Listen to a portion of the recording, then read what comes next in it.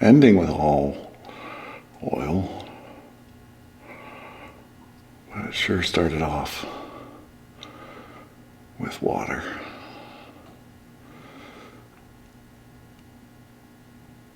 Well, poop. Had to have guessed it. And now I know what we gotta do. So,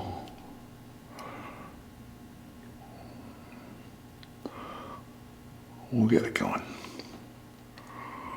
We'll get it going. Man. All right.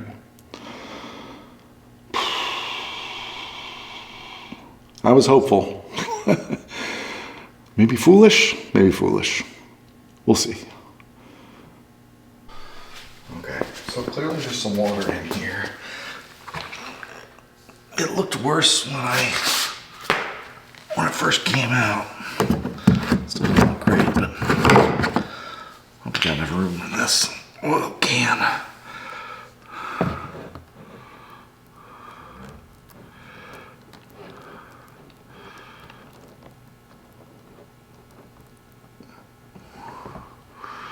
That drain down.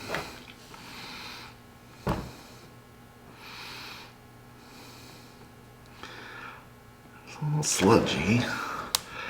I guess I see a little silt in there. It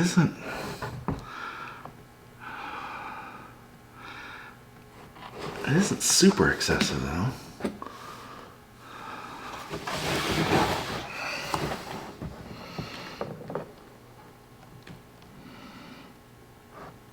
Oh, wait a minute.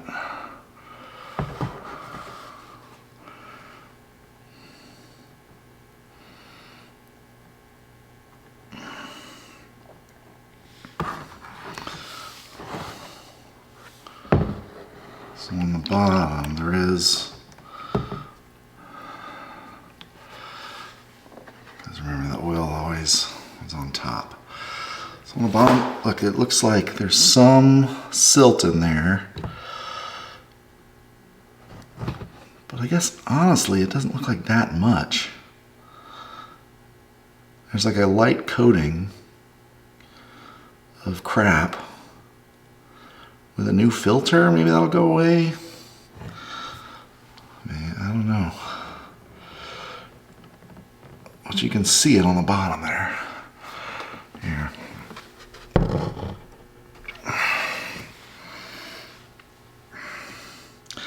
It's not huge, but there is some. I don't know what the story's gonna be.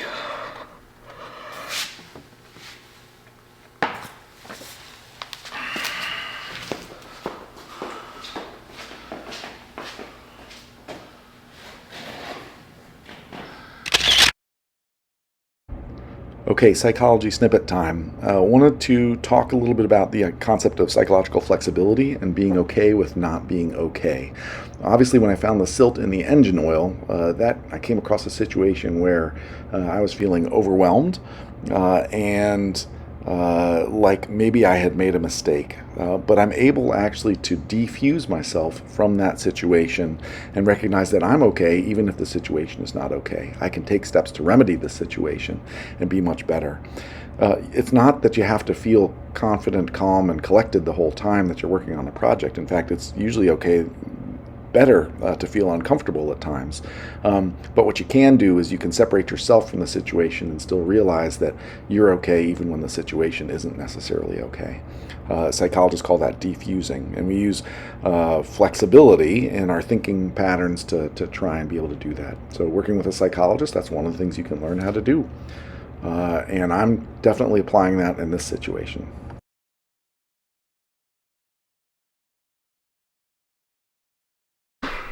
Alright, so you might be able to see that can of Axe body spray. Gonna try and get that out now. Shouldn't be too hard, right? Just gotta reach up in there. But I gotta see it. So let's see if we can do that.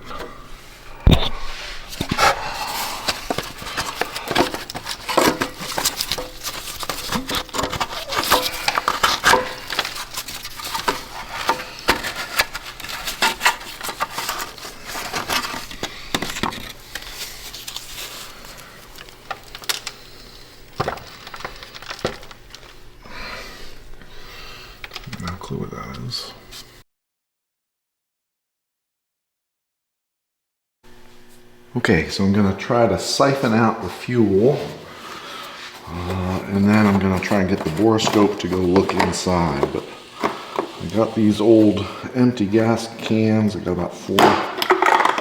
This one's empty, is 2.5 gallons, and the other one is 2 gallons. And then I guess if there's more than that, I'm gonna have to go to the dump and empty these at the convenience center we got here.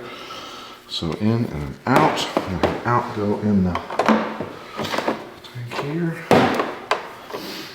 And this I'm going to feed into the fuel tank. Hopefully it, that issue, isn't it? So it's got that little neck that likes to hold on to the tube. Let me push the tube all the way in.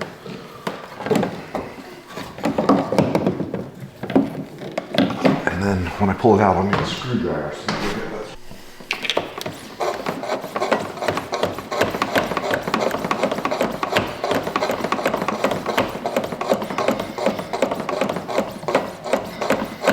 Nothing's really coming out. Okay, so nothing really came out. I'm gonna go get the borescope and take a look, see what I can find there. All right. Let me see. What I didn't see actually is the. Oh, there's a memory card in there. Okay, great.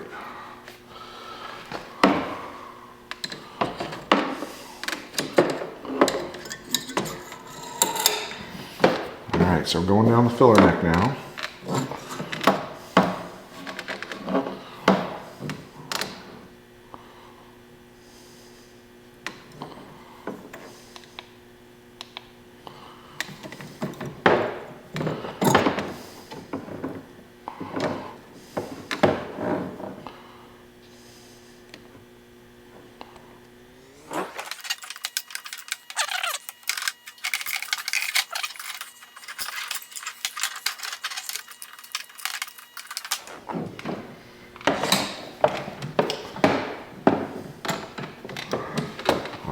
So looks like there might be some fuel down there, and I just wasn't getting at it with the pump. So I might have to try turning on the pump from the fuel rail, but we'll have to investigate how to do that one. That's a new one for me.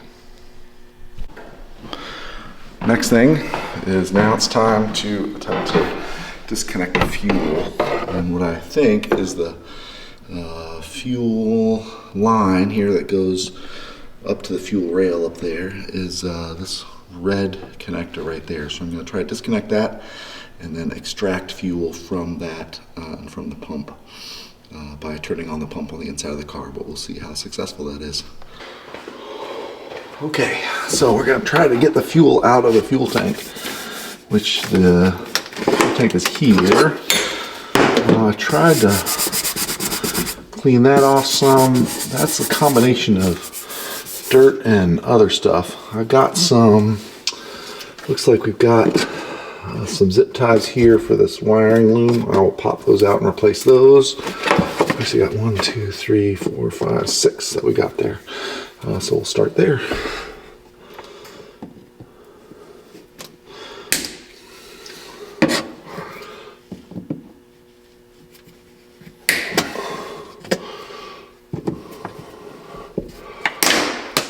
Alright, there's that. That's going to open that up some. Okay. Okay, so here's what I found in doing my tester. The tester didn't work, but I was probably looking at the wrong sensor. So I was going with the first, that connector right there, thinking that's the fuel, the actual pump, but it actually isn't. It's the one right, you can barely see it.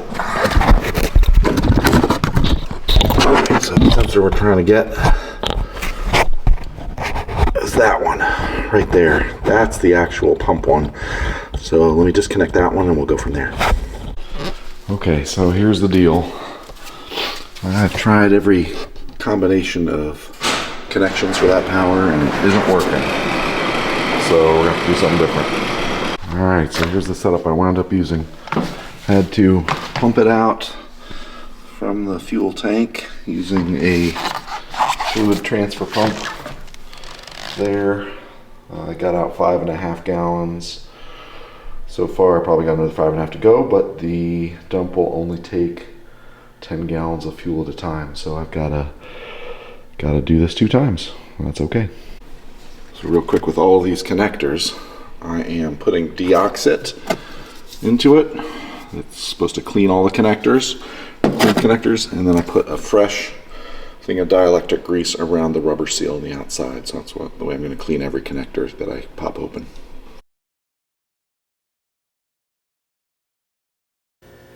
Over there. All right, so the first thing I'm going to do is try to loosen the drain, the fill plug.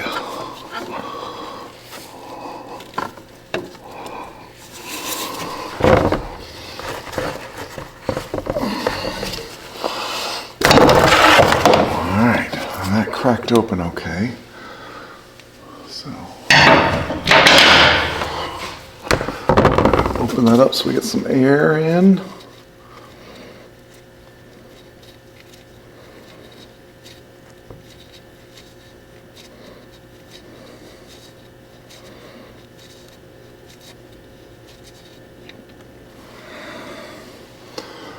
So there's that drain. That plug is open now. Nothing additional came out. Does smell a little weird, but that's all right. All right, so that's that one. Now I'm gonna crank this.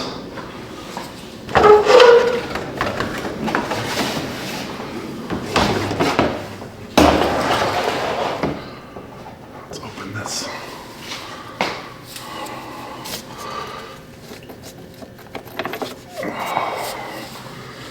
Drain plug.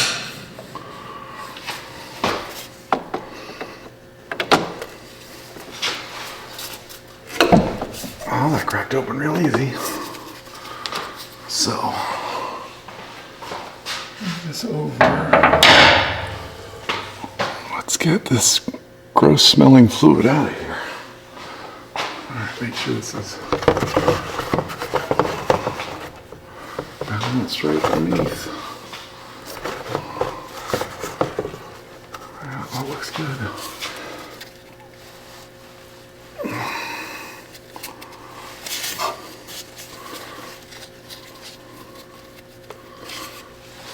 Let's see what comes out here.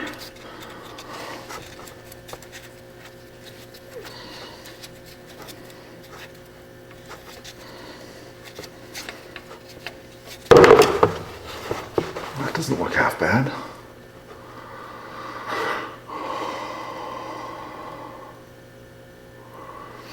That fluid doesn't look bad at all. I'm not sure what it's supposed to look like, but looks pretty clear to me. I guess there's a little bit of dirt in there, not much though. Well, dang.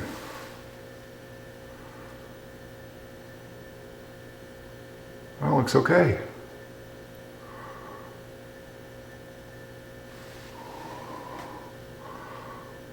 We'll just let that drain out. And then I'll put some of that I'll put a half quart of the new stuff through just to rinse it, or put a little bit in there.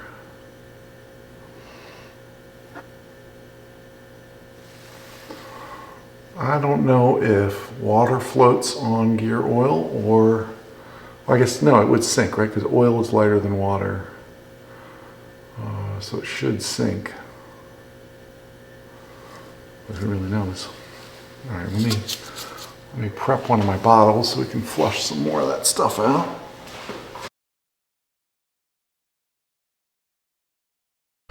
Just a quick note to say I just sealed that drain plug at 29 foot-pounds, and now I'm gonna, or sorry, the filler plug at 29 foot-pounds, and now I'm gonna do the drain plug at 29 foot-pounds also. torque specifications.